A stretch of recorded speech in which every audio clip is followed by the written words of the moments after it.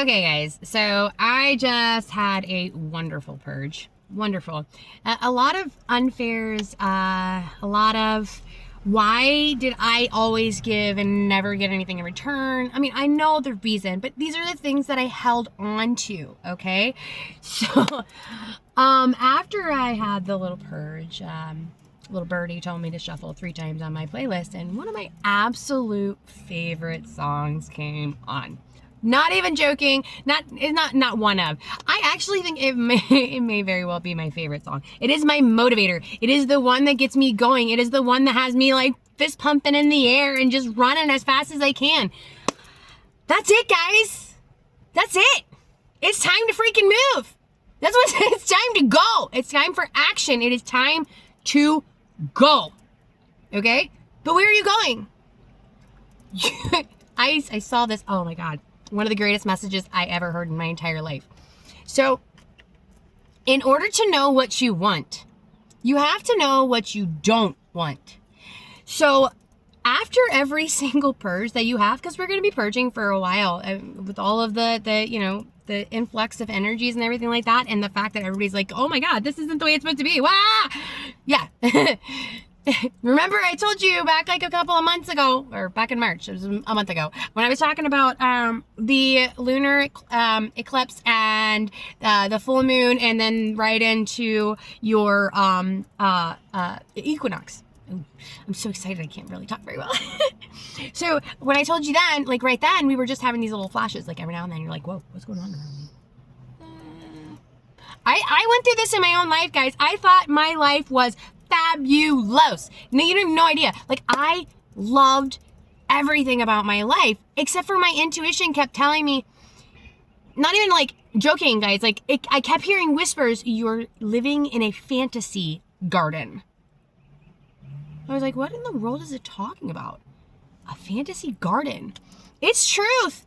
It's true, guys. Like, I had no idea what was going on around me. Like, and it was in the land. Literally in the land. My land was blossoming, blooming. There was leaves everywhere. The trees were silver, not gray. The flowers were abundant, and there was so much love poured into my land by me and my 2 children. There was so much love poured into the land that it bloomed and it blossomed and it was gorgeous. Nice little Eden. But every property around it, nothing was blooming. They didn't have all of the beautiful empress trees all over their property. They didn't have violets blossoming everywhere. These beautiful, I don't even know what they're called. They're little white flowers that have, there's 6 petals on the outside, and then there's 6 tiny petals on the inside, and there's a yellow little thing on the inside that has like 6 more little points. Oh my gosh, I love it. It's so pretty. They were everywhere. They were everywhere. But none of the other properties did. They were all really thick with bark. The land was slowly blossoming in spring. I had a tree. No joke, guys. This tree, my favorite tree in the entire world. Favorite tree in the entire world. It is protected by me forever and ever and ever because it is our tree, guys. It really is. It spirals. No joke. It goes up and then it spirals. And it was the only tree in the entire woods that was completely covered in leaves. Okay? Beautiful. So I know that I did that to my land. I did that because I poured my love into the land. Okay? And I knew that's what it needed. And I didn't just pour my love into the land. I poured my love into the land, and I sang, and I planted, and I did everything I possibly could just to show that land how much I loved it. Okay? That land responded so beautifully. Now, the thing that's been holding me back, guys, you wouldn't believe what it is. It's kind of silly. Receiving. Receiving makes me very, very, very uncomfortable. And I never really truly understood why. And I know now why. Because I wasn't surrounded by people that were a high enough vibration. So the love that they were giving me wasn't really love. It was like fake love.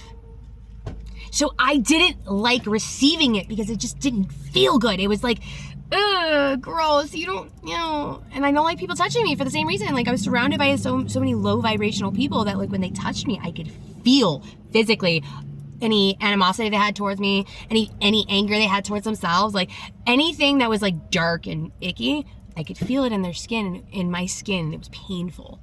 So I had a very strict no touch rule for a very long time. I didn't like to be surrounded by a lot of people, and I absolutely did not like receiving anything. Okay.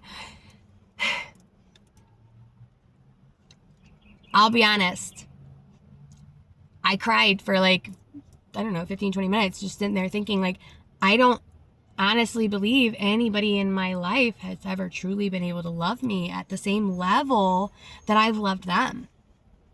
And for some of them, like, it was purpose. It was on purpose. They did not love me at all. They just wanted the goodness that I could produce around them. Okay. And I understand that. But then there's other people that I do believe truly loved me, but were so low vibrational that they couldn't actually give me the love I needed. So, and I love my friends. I do. I love you so much. And I cannot wait until you are raising your vibrations high enough that you can return the love the same exact way that I have given it to you. And you will. And I see it for you. I see it for you every day. It's just a matter of time, right? So I have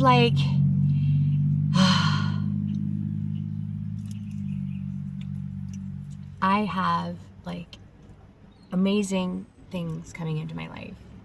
And I've been really, really nervous about it because it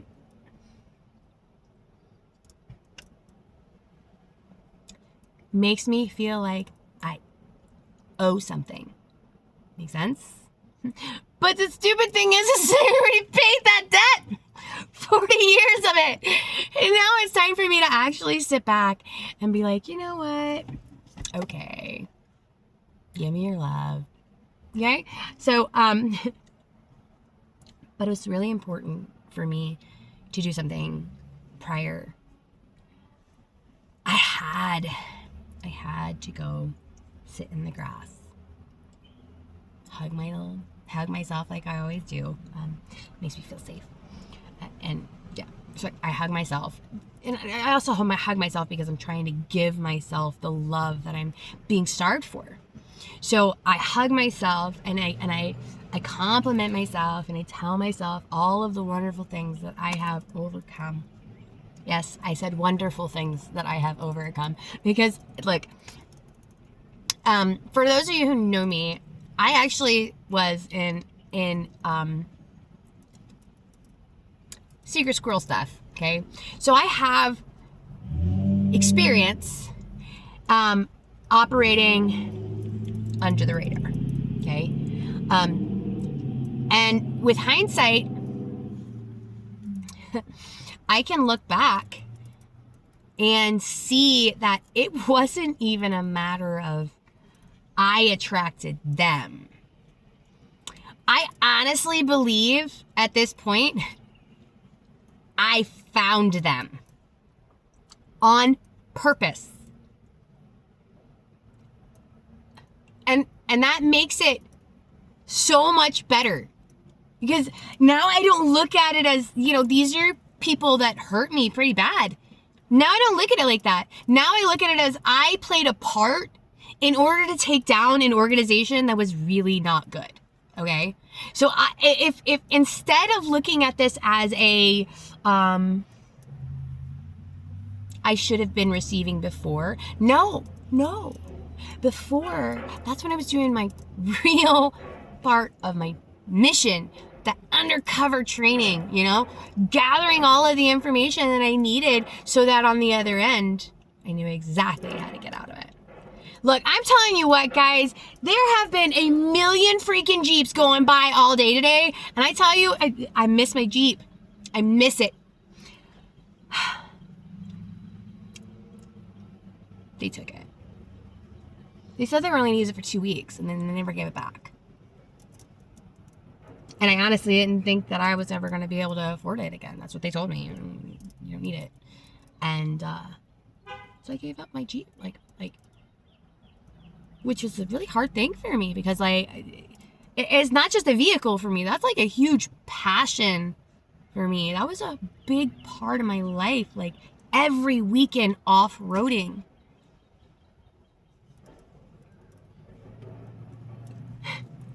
And I can look back now and see every single little thing I gave up so that they could make me smaller and smaller and smaller. But and it was so funny because they never saw it coming. They just thought I was getting depressed. No. I realized there was something wrong, and I went inward to find out what it was. So that's my victory. Okay, and honestly, like, oh, I feel so much better now. Changing my perspective. Like, no, I'm not a robot. I know that there was pain that I endured.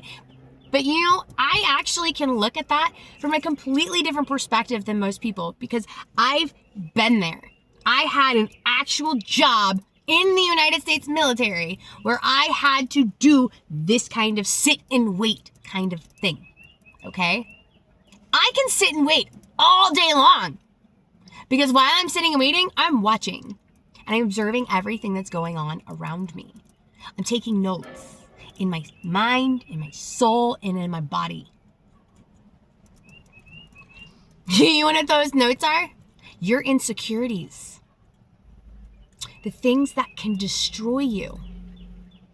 I don't have to like research that kind of thing. I can feel it. The second I'm around a person, I know what their insecurity is. I used to manipulate the fuck out of it when I was younger because, like, if people were fucking with me, I was going to fuck back with them. And I did. Whatever. Now I'm not perfect. Nobody is. Everybody's got their ups and their downs, right? So, anyway, the whole point of this is to help me process, to truly help me process. And I think that it's time for me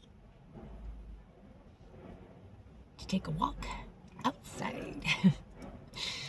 Go and hug a tree and plant my feet in the dirt. Which I do often. I don't wear shoes very often. People are going to find me weird because they're going to see me walking around with shoes in my hand. Yeah. I like to be grounded. I'm more aware when I'm grounded. Anyhow, love you guys. Hope you're having a great day.